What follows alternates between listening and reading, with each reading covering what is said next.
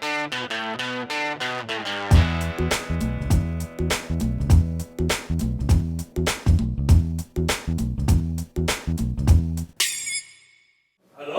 Hello! That was that. So I'm here to talk about ASP.NET 5. Woo! Thank you, that one person. So, who's already looked into ASP.NET 5?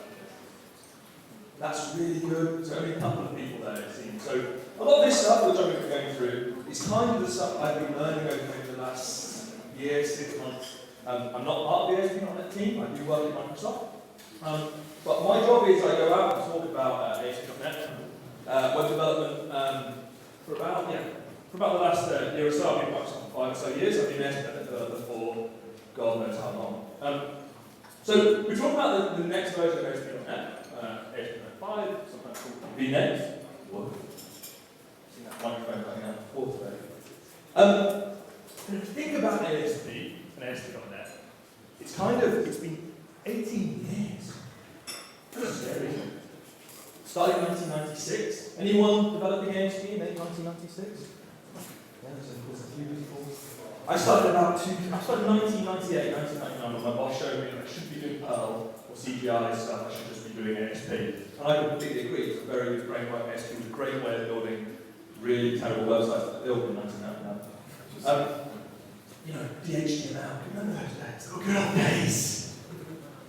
When it was called the Internet Superhighway. It was fantastic. It was a new frontier. The world was different. And the world was very different. The kinds of problems that they were trying to solve in 1998 are very different to the problems that we're trying to solve in the web today. And the evolution of the ASP.NET framework illustrates quite well the journey that web developers have come on in the last 18 years.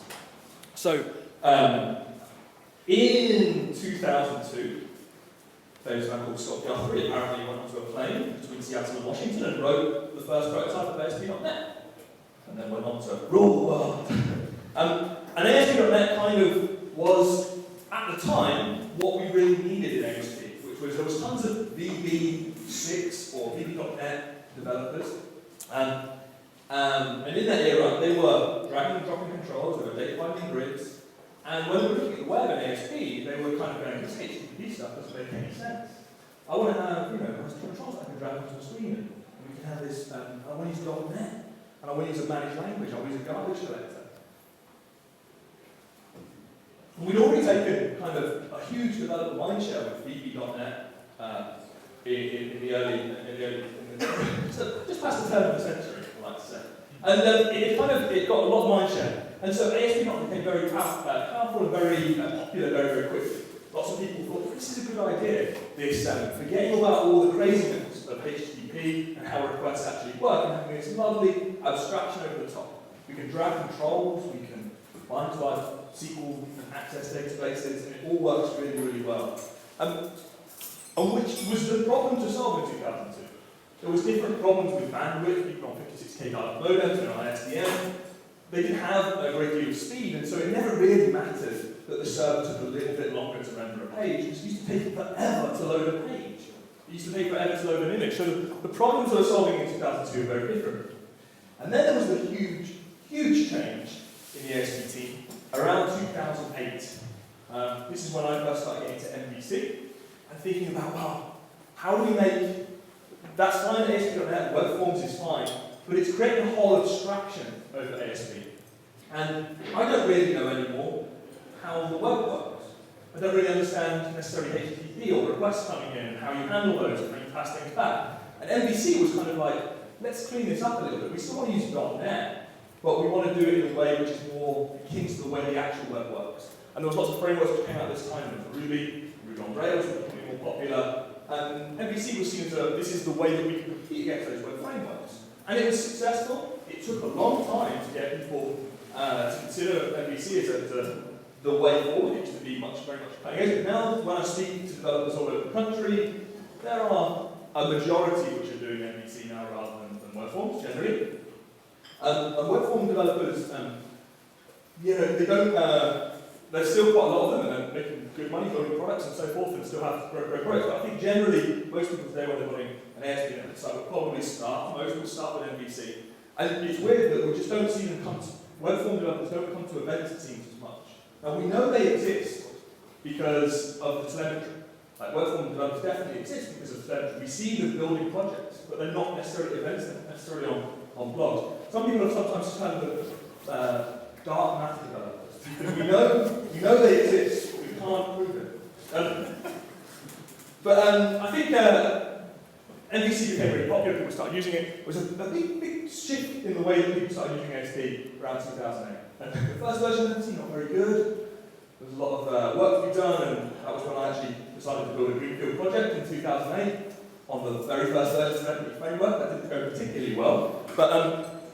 And then we took the idea of ASP.NET web pages in 2010, and the big thing that brought along was Razor, syntax Razor. And Razor came about because they basically took an intern and said, we want C# views to be as succinct as PHP. Here's a book on PHP, don't make the view any more verbose than that.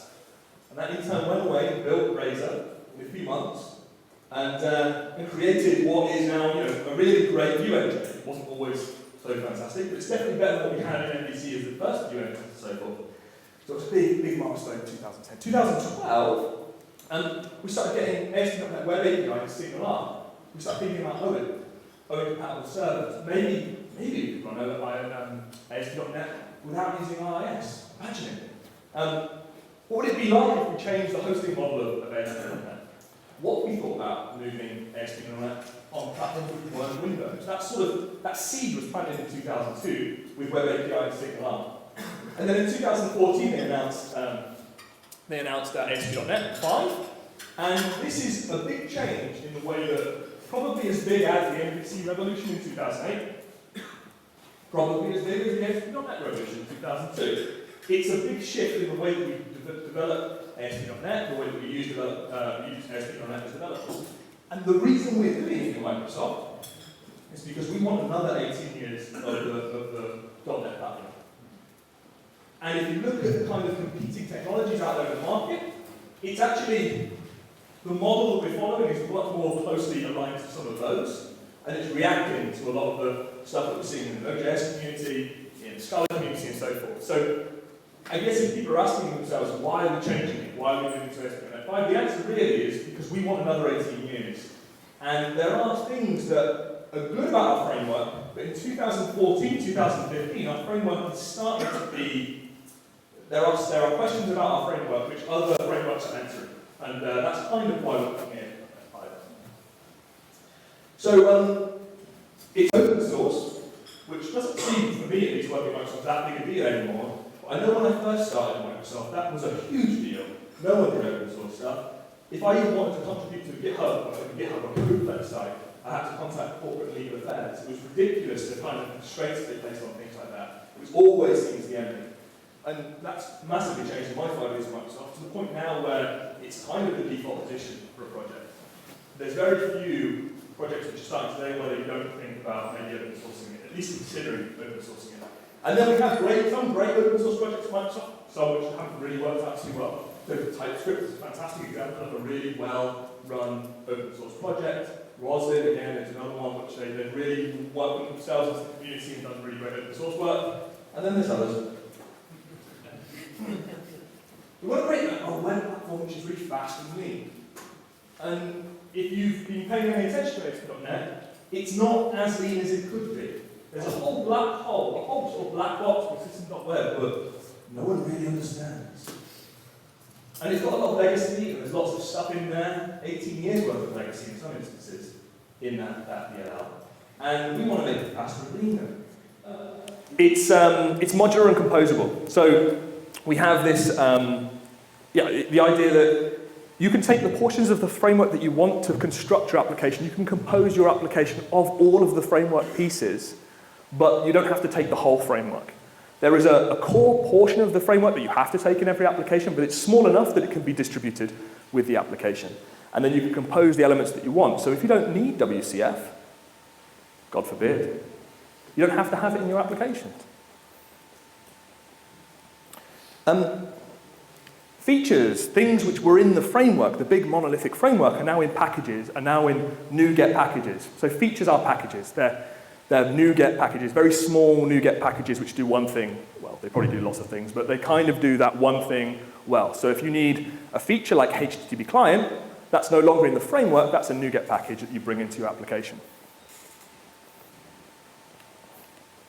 Because of this composability, because we don't have this requirement of 150 meg or however big the .NET framework is, you can ship your application with the framework, which is really good. Because it means that you can ship your application, your .NET 5 application, to a machine that doesn't know anything about .NET 5. We can ship the runtime with it. So you can publish to a USB key and then plug that into a Windows 7 machine and run the website on Kestrel, and it will work. You can also do that on OS X or Linux as well, because it's cross-platform. That's a different part of it. But you can ship the runtime which is required to run the thing with the application, and also you can have applications which are running different runtimes on the same server.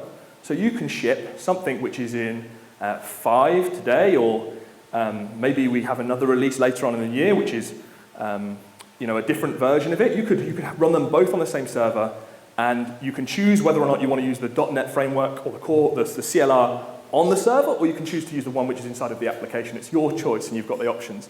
When I started at Microsoft, I built a website for National Rail, or a web part for National Rail, for some defunct technology which never took off. And we were showing this thing to National Rail when we wanted to use it, and I said, okay, we've built this thing, we're going to go and publish it now, and we'll host it for you, because I thought that wouldn't be too difficult. And it was about the time, I think it was ASP.NET 3.5, and I went to go and publish it, and I spoke to the Microsoft hosting people. Azure had just been started, but it was kind of, we still deployed everything internally. I spoke to our data center in Dublin and said, I've got this 3.5 application.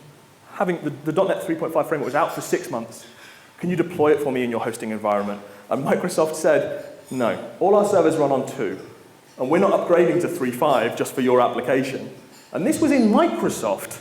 I couldn't use the latest technology, not even the latest 6 months old. It was ridiculous. Now you could deploy the application and the framework along with your application, which is a good thing. And on a side to that story, I actually deployed that to Azure. It was my first Azure application that I deployed for the National Rail. I hadn't really anticipated how big the National Rail website was until 3 weeks later I got a £3,000 bill on my credit card. But that was an interesting conversation with my first manager. Because all of the features of the framework are in small, individual NuGet packages, it means that the team which build ASP.NET can focus on just those NuGet packages. They can release them in different cycles. They don't have to release them as one monolithic framework. They can update them out of band of other parts of the framework, and there'll be different versions of different portions of it, which might sound a little bit scary, and a lot of this stuff will sound a little bit scary, but it does improve agility. It will mean that we'll be able to be much faster with the .NET framework. And the team will be able to know that they can create things and change things and be able to test those things in isolation and know that they work even when you compose it in your application. It's really fast as well. When I say fast, I mean really fast. We're aiming for trying to get it, it's certainly at the moment faster than Node, much faster than Node in terms of requests per second, on Windows that is. We want to get it to a point where it's faster on Node by, it's currently like 4x, but we want it way faster than Node. We want it to the speeds of things like Scala and other frameworks, which are still faster, but we can get there as well. And that performance will happen on Windows, it will happen on Linux, and it will happen on OS X even for development. So we'll start seeing the startup times for your applications running on ASP.NET 5 be a lot faster. It's doing a lot more stuff inside of memory, which means that we can start these applications up in way sub 10 seconds. Not that I've ever built an application which takes longer than that to start up. Hint, hint, SharePoint. Higher density, we can run way more of these things on a single server. We can build a lot more. One example, we do this thing called MS Web Days all around the country. And I've got this load balancing tutorial and demo that we used to do. And it was basically, we'd start up a website and then we'd show them how they use load testing tools that we have in Visual Studio. We show how they use them and how fast, how amazing it was that Azure could auto-scale. That was the demo that we were showing. And we'd basically start up the website, we'd throw 2,000 virtual users at it, doing 100 requests per second, and ASP.NET of old would just go, okay, new server, new server, new server. When we do that demo today, we have to video it because we can't generate enough load to get ASP.NET 5 to go to another server, because it just handles so many requests per second. 450,000 requests per second it can easily do. Which means that you're going to be able to get a lot more density, a lot more applications. If you're building applications for other customers, you're going to be able to run them on fewer servers, potentially, which is a good thing. And if you want, you can kind of clear the pipeline of lots of things. At the moment, you don't have very much control of the ASP.NET pipeline. You have events that you can hook into and do clever things with, but you haven't got access to a raw socket.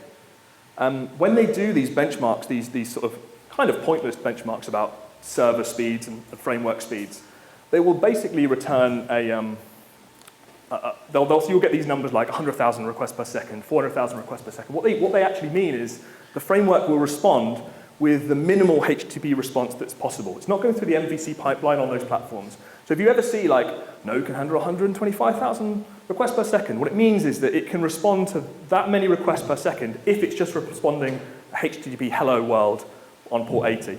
It's not going for any of the express or anything like that.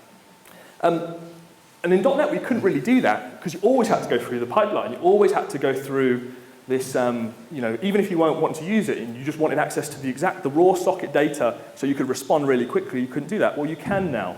Not going to be useful for every application, but it will be very useful for framework builders, people building applications, people building stuff like Umbraco, where you can have full control over the pipeline, to do whatever you wish to do. And it's cross-platform. I couldn't think of a good picture for cross-platform, so I found this picture of my son dressed up as Superman, which I thought was good. Seems like it's a good thing. So it will work on Windows, Mac, Linux. There'll be alternative editors. We've got another alternative editor. We've got the Visual Studio, which we all know and love. And then we have now Visual Studio Code, or Code, which is just like a Sublime editor. Which implements, because Roslin's open source now, you can quite easily build these tools and IDEs around it. And because so many of the components are open source, and the CLR is cross-plat, you can start building tools not just for Windows, but for Mac and for Linux as well. So we're building an alternative editor in Visual Studio Code, but anyone could build an alternative editor, and I'm sure that they will. So we're starting to see the fact that you'll be using potentially ASP.NET, but you certainly might not be hosting it on Windows, and you certainly might not be using Visual Studio to build ASP.NET, which I think is exciting because it means that people which previously would never have considered ASP.NET will start to consider .NET. If it can be as fast as some of these other frameworks, if it's still managed, if it's still C#, which is a good language, why wouldn't you choose it? Why would you necessarily choose? It's going to have lots more people coming to it, I think, at least. It's opening the doors to another whole new world of people for our community. I've said open source about 50 times. So I don't know Umbraco particularly well, but looking through the source code, I was looking at what Shannon had done in terms of this is convenient, you can't see any of the pipeline. So I could just say, yeah, this is an exact replica, the exact Umbraco pipeline of how it works. But fundamentally, to do the support for MVC and web forms, there is a lot of stuff that clever people like Shannon have done to make that work under the hood and get that working in ASP.NET. It's not a normal thing. It wasn't a thing which ASP.NET team probably envisaged to be done with ASP.NET.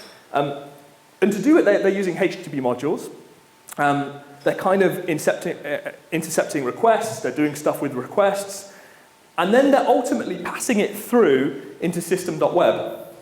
So it's HTTP modules, they've got handlers, and then it goes into a big black box that you could figure out what it's doing, but it's doing lots of things, probably unnecessary things to the request, and all of those things add up to being really expensive and making the request pipeline quite slow. In ASP.NET 5, we don't have that. A request will come into the browser. In Beta 8, we now have a native ISS module that has to be installed by the admin on the server. So there is something that you'll need to do with your servers to support ASP.NET 5 if you want if you want IIS to host it. IIS doesn't have to host it, but it's recommended at the moment that you use IIS as a front. And what IIS will do with this new module is it will it will kind of route, I guess, the requests into Kestrel, the actual IIS service that's running ASP.NET 5. And that manages all of the execution of code and so forth. So we use a thing called a HTTP platform handler inside of IIS to do all this magic and wizardry. But then fundamentally, it's kind of running on this Kestrel thing, this Kestrel server, which, by the way, you can self-host, and you can just use Kestrel. You don't have to use IIS if you don't want to, but we do recommend you put IIS in front of Kestrel for production websites. And then you manage the entire pipeline with a startup.cs. You have complete control. You can decide to use MVC or not. At the moment, there is just MVC, by the way. There is no web forms in ASP.NET 5. It's just MVC. You could go and write web forms if you wanted, but we don't have currently it on our roadmap. Anyway. So at the moment, you can only do MVC, and it's all startup.cs, which you manage all that stuff. The other thing to mention, we don't have VB support either. It's all C#, ASP.NET 5. And we were really adamant against that. We're doing C# this time, we're doing C#, we're doing C#. Then we went to spokespeople, and those dark matter developers came out and said, but we're doing VB and we want to do it, so we're doing VB now as well. But that's coming later. It won't come when we RTM, but it will be there at VB as well. But we're still adamant, no web forms, until we do web forms. It's all on GitHub. This whole world, everything, all check-ins to it have been on GitHub for a long time. If you want to know how this stuff is progressing, you can just go to GitHub.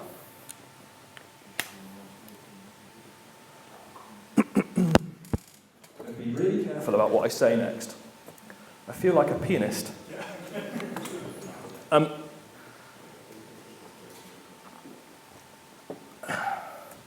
So if I go over here,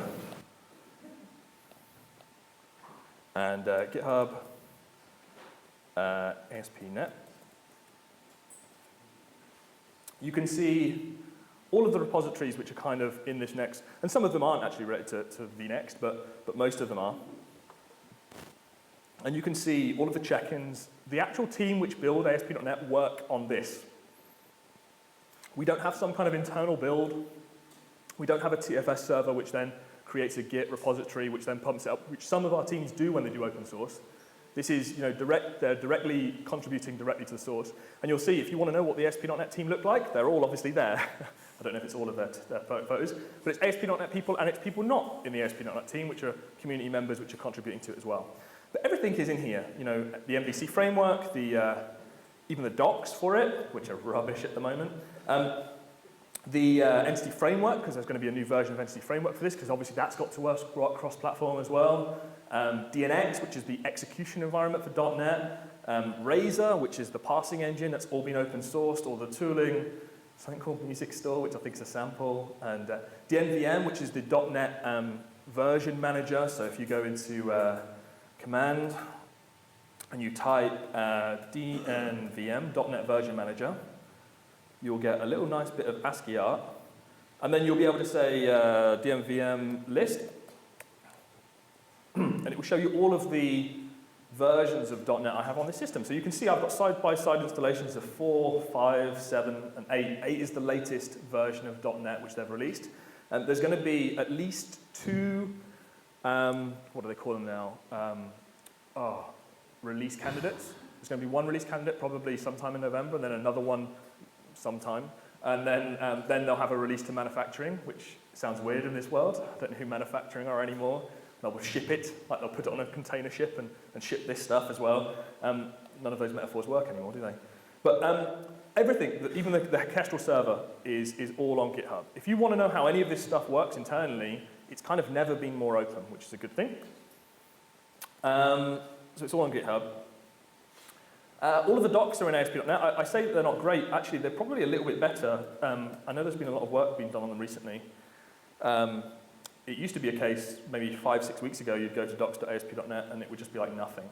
But now it does tell you all the conceptual overviews and fundamentals of it, if you want to know how... Do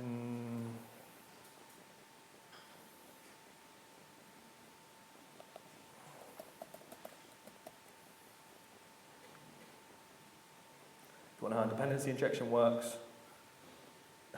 Good luck. They're working on that topic. You'll come across a lot of that. But the cool thing is, if you can't blame us anymore for this, because you can just fork this and write the code, the documentation. So please do, if you want to contribute to ASP.NET 5, this is the easiest way to document it, because everybody hates documentation. It's one of the advantages of maybe having open source is that, look, we do have professional writers on that, of course, but they're not currently working on it because it's still very beta. So it will probably, when we come to a full version of release, they'll be really solid, and we'll put a lot of work into them. But at the moment, it's a great way if you just want to say, you know, I've contributed to ASP.NET, you can do it that way.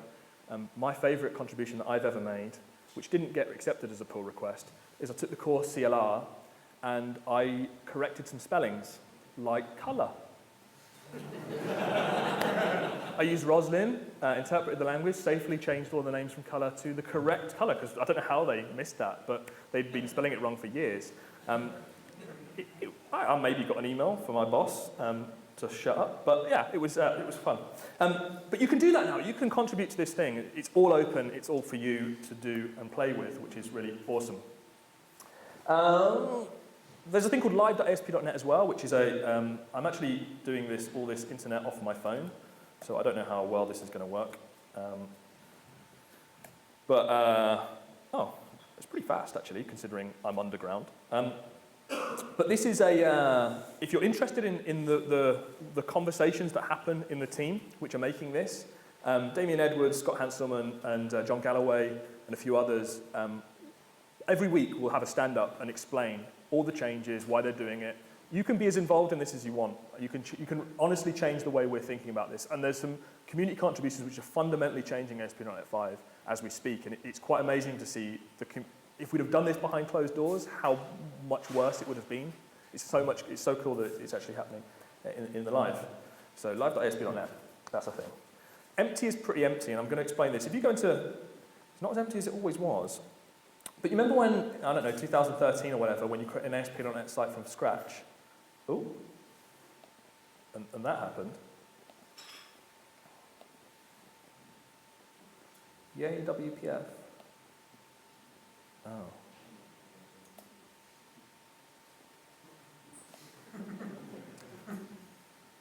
So this won't happen again. That stuff, that ASP.NET 5 is going to fix that. Sorry about that. So when you're, oh my God, it's not good when that thing comes up, is it? Do not recover. When we go file new project, and I say ASP.NET application, web ASP.NET, I create that, it'll give me another little thing, and if I'm using 4.6, it will come up with these things which say an empty one. If you're using Visual Studio around 2013, you'll know that empty, I'll probably get another weird dialogue in a minute, but I hopefully can ignore that one. But you'll get this, you would have known in 2013 or whatever, that when you created empty, it was anything but empty. It had everything in it. Empty, when they first done MVC 5, it was dead empty. And they've gradually not made it empty, but they still call it empty, which is really frustrating. But it's very empty in terms of the framework. So an empty version only has a few things in here. It has this, which we're just going to ignore for the moment. We don't need that thing. And it has this thing inside of startup.cs, which is my configure.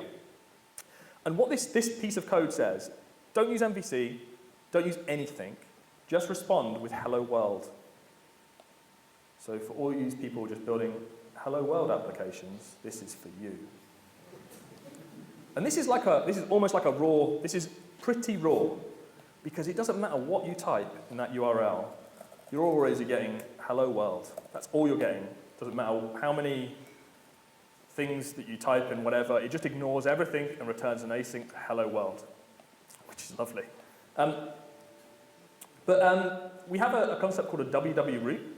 All of your static files in ASP.NET 5 are served from this WW root. It's configurable, you don't have to call it WW root, but that's a new concept, it's a new folder, which we've got.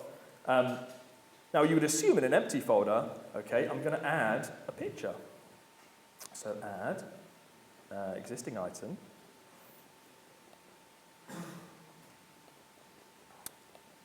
Umbraco. Got umbraco.png. So if I start this up, okay, and I go umbraco.png, it's still Oh, it does that. I don't know why it did that.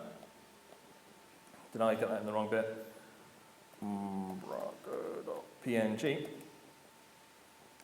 It responds with hello world because empty doesn't even know how to serve static files. If you want to serve static files, you have to put something in the pipeline. You have to put something in this configuration. So at dot, why can I not remember? Use static files? Oh, my mind's gone completely blank.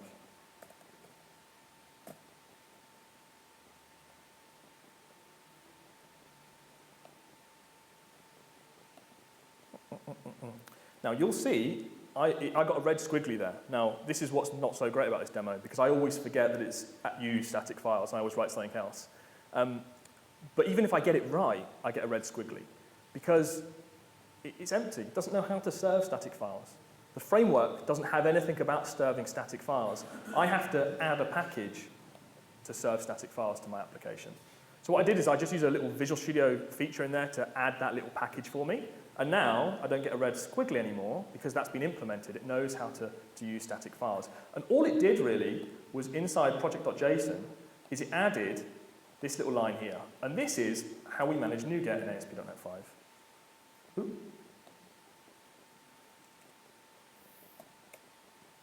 So this is, as I'm typing, I'm directly querying against NuGet in here. So Microsoft.asp.net ASP.NET, sorry, dot static files, and then it asks the version number. Weirdly, there's a bug in this version of Visual Studio I'm using that it was trying to use the RC1, but actually I want to use beta 8. Whenever you're using dependencies of NuGet packages, all from Microsoft, always make sure they're the same beta. So if you run a beta 7 and a beta 8, you'll just have a 500 error on your hands.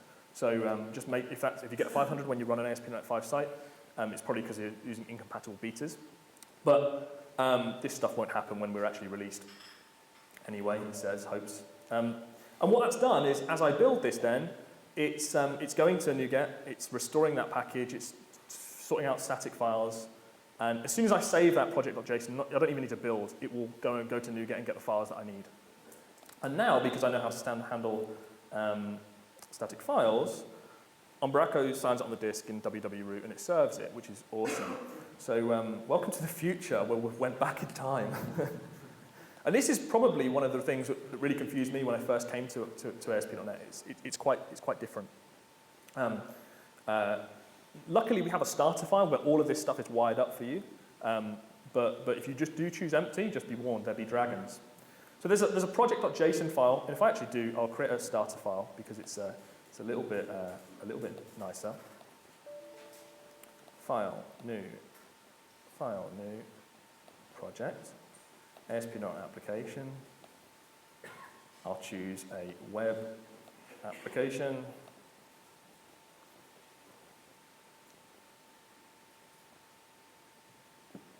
Oh no, it's doing that thing again. Awesome.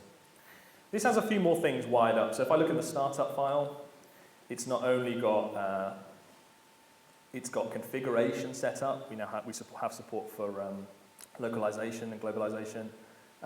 We can query things if it's in development or not. So is this development mode? Do we want to add certain things in there like user secrets, or do we want to add stuff like development only features, like stuff we don't want to go to production? We can just call this is development and query and do different things based upon that. We also have another one down here in the services when we're configuring it. If it's in development, we add things like browser link. Can you see this stuff? Yeah, we add browser link if it's in development. So if you go into their startup file, you'll start seeing they've added a few things. They've added a logger, middleware. If they're in development, they're going to add browser link. They're going to add developer exceptions pages, database errors. Now, in Umbraco, where you have like a HTTP module in the underlying framework, which does some of this stuff in the pipeline, I guess you would be implementing something Umbraco here. This would be where you did all the request handling. This is how you manage it. You wouldn't do a HTTP module, you'd do it in code in Startup CS. Adding static files there. identity, the provider, which we've got baked in. That's the OAuth options for identity providers for Google and Twitter and stuff. And then finally, the MVC routes. So there's no more a default route file which is separate. It's all inside of the startup CS. We configure MVC routes through this. If you want to write your own middleware, a way of changing the request or anything like that, you would do it in this startup CS file. So you should be able to pass this CS file around to people, and they should see how your application bootstraps, how the request line is. It shouldn't be magic. It should all be in this file, which is quite cool, and it gives a lot of control. There's some weird stuff. So we've got the WW root, that's a new folder. We've also got this one called Bower. Who's used Bower before? Yeah. So it's now baked in. It's the way that we do client-side libraries. So if you want to use jQuery or something like that, you wouldn't use NuGet now, you would use Bower. If you want to do third-party .NET libraries, you would use NuGet. And for all the programs that you would use NuGet. But if you're using Angular or jQuery or client-side stuff, use Bower. Use what everyone else is using, I guess. And the most fun thing about Bower is that we can play a game, and it's called pickanoun.js. Can anyone give me a noun? Anyone? Sorry? Cheese. Cheese. Cheesecake? Cheese image. There is a JavaScript framework called Cheesecake. It's close enough. But you can pick a name, a noun, whatever you want. Toilet.js? Not there. Oh, disappointing. But anything that you want in here. Bower is the biggest collection of JavaScript frameworks in the world. It has them all. Every one of them, pretty much. And we've moved to using Bower rather than NuGet because framework developers, that's where client-side JavaScript and CSS developers put their code in Bower. And it used to be the case that lots of people would take them from Bower and put them in NuGet. Angular, the NuGet package, the Angular NuGet package is personally managed by Scott Hanselman. He takes it from Bower when there has a new release and he puts it in NuGet. And I guess we just went, that's ridiculous. We'll just use Bower too. So we use Bower, and it means that if you ever want to use or install a third-party library like jQuery, you just put it in here, you put the version number that you want. It queries in exactly the same way as NuGet does. So as we're typing, it will, if I had a net connection, it would query against the version numbers as well. So I'm saying to Bower, install jQuery validation 3.24 in my application, and it will then store it in a libs folder, which I might want to then use in my application. So then the question was, well, we've got all these things coming from Bower, and with things like minification and all the sorts of things that you might want to do with your files because you're hipster.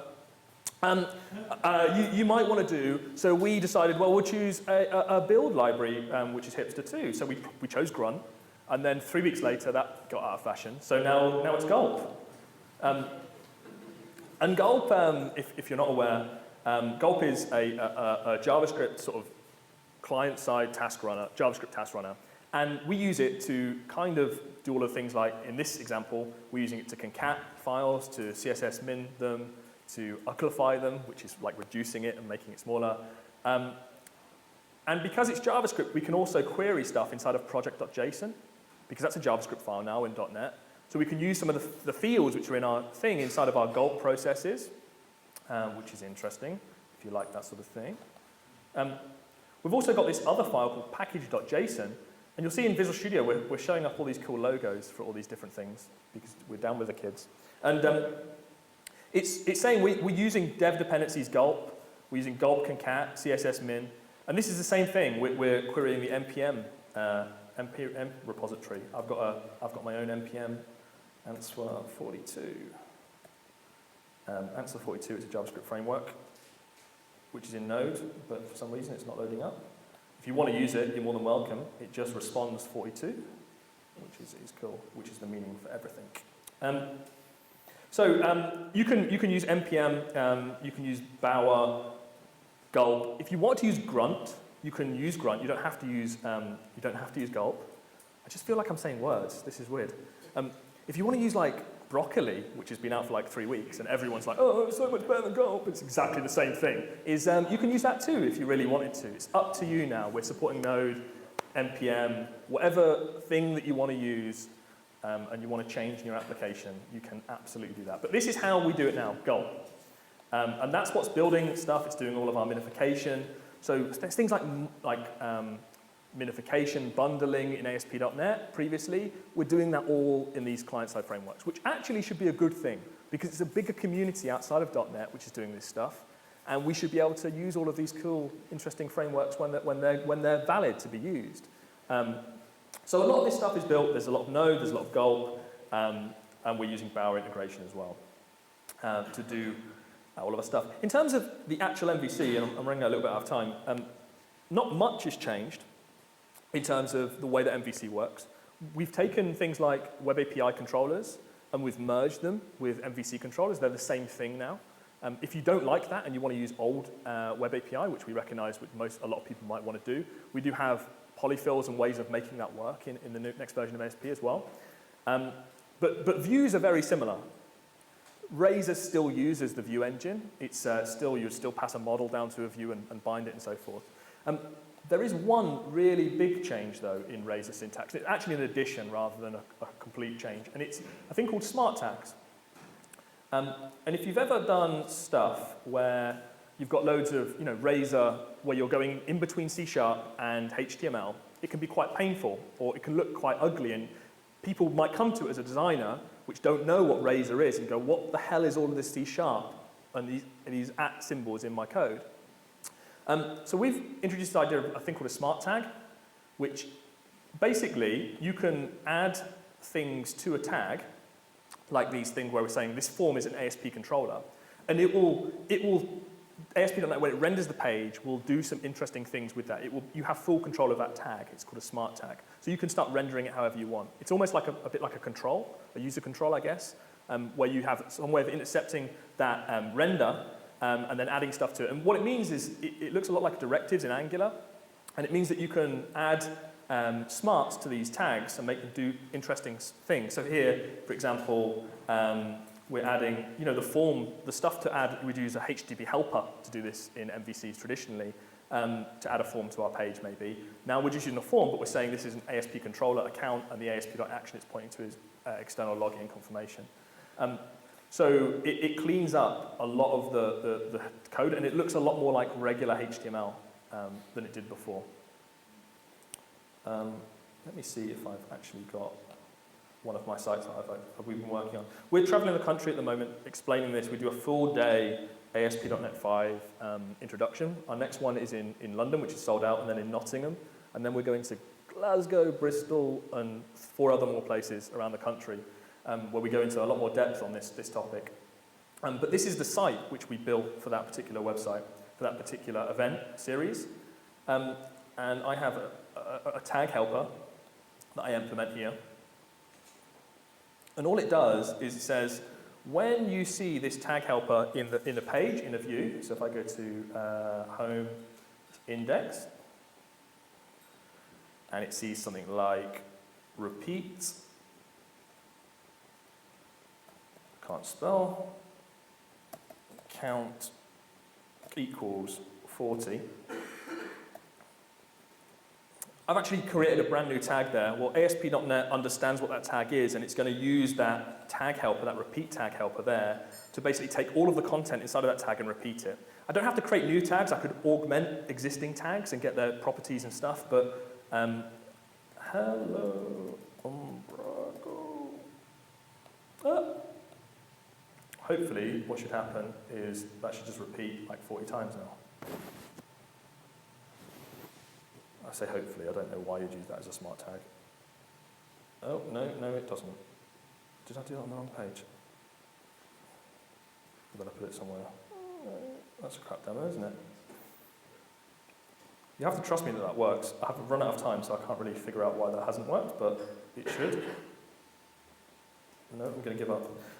But it's that you can create smart tags which do stuff. It's a new syntax in Razor. You don't have to have all of these all over the place to go between C# anymore. You can have ways of then creating these constructs in Razor, and then also it comes with benefits of it being shareable as well.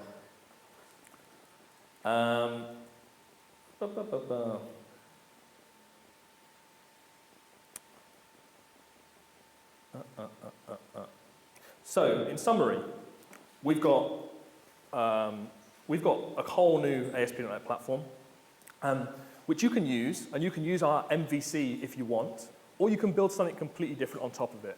You could build Umbraco could be built on top of ASP.NET 5, and you could root it without even thinking about necessarily our implementation of MVC. You could do things completely differently. You can use our framework. You can use core CLR, or at the moment you could use Mono, or you could fork CLR and use your own. You can do whatever you want, or you could use a community version of CLR perhaps, which doesn't exist at the moment, but could exist in the future. And you can use our tools, Visual Studio, Visual Studio Code, or you can use alternative tools, and you can do it on whatever platform that you want, be that Linux, Windows, or OS X. You can use ours, or you can bring your own, but we are finally open. And that's where I'd like to leave it for today. Thank you very much.